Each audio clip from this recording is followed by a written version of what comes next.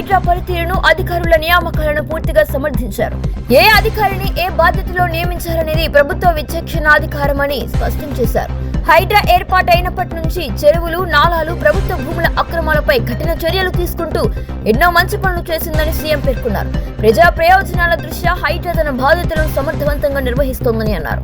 హైడ్రాపై తప్పుడు ప్రచారం చేయవద్దని సూచించిన సీఎం ఇటీవల హైకోర్టు ఇచ్చిన ఉత్తర్వులను ప్రభుత్వం క్షుణ్ణంగా పరిశీలిస్తుందని కూడా తెలిపారు.